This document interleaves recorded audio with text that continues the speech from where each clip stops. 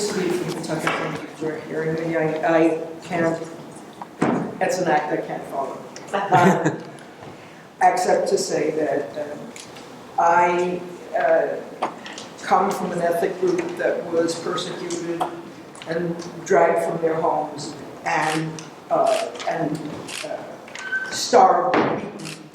And the kinds of, and we know that this happens all over, and the kinds of rhetoric that's coming out of Washington is so reminiscent of the kinds of rhetoric that came out of Germany in 1940, in the 1930s. It is terrifying people.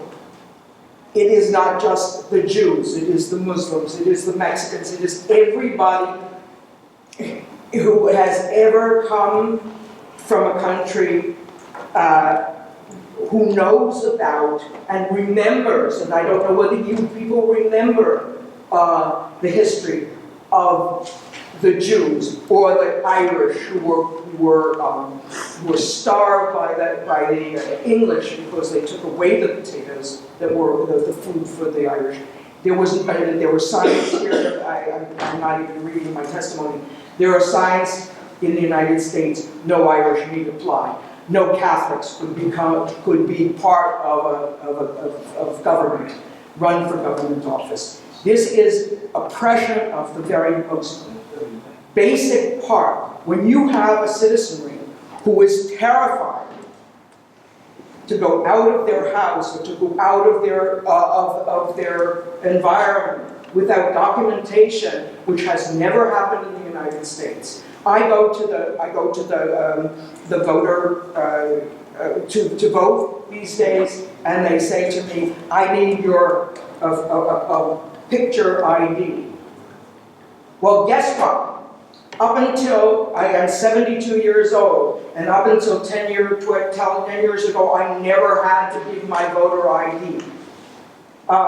There are people who cannot get voter IDs because they are poor, they are women with children, they've been thrown out of their houses. What I see from this country, where my people came for safety and security and to know that they could walk down the street without being carded.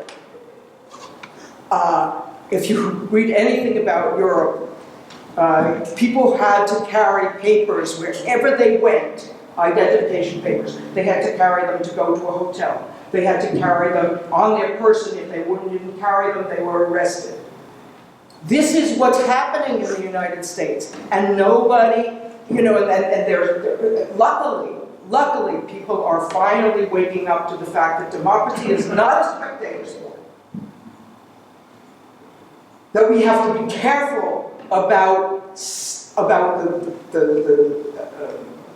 safety and the freedoms that we have, and we have to fight for them. And we go out into the street to fight for them. And as this woman very, very carefully, very poignantly said, this law that was even the proposal of a law that would say that motorists could hit and possibly kill protesters only, is unthinkable in my generation. And I think that anybody who proposes laws that would even, it sounds like something out of barroom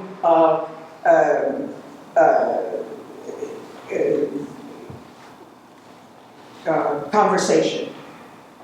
That is appalling to be in the State House where that was based on Roger Williams' open-armed acceptance of anybody who wanted to run. All of you people, I respect the fact that you spend hours and days of your life supporting and defending the Constitution of the United States and of Rhode Island. You take an oath to do that. You work in a building in which Roger Williams stands outside, and it is dedicated to the open-armed and decency, unprecedented decency of Roger Williams and his spirit. And yet, I've seen bill after bill proposed in this House that would shame him. And so this, Representative Reagan-Berg, the sense of this bill is to say, we are a people who believes in the sanctity of freedom for all of our people, not just our citizens, but all of the people who have come to this country. And we will stand up in front of any kind of fascist opposition to our fundamental beliefs is appalling. And so I appreciate the fact that you will help Representative Reagan give more substance to this. However, I believe that the sense of it, I applaud, because he has the courage to say that no one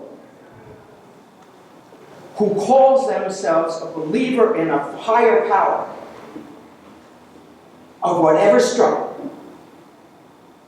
can go along with laws that are misogynistic, that are racist, that are it is appalling. It is appalling what's happening, and I salute Representative Reagan-Berg, and I salute you, all of you who understand what I'm trying to say, and I apologize for my inarticulateness. Thank you very much.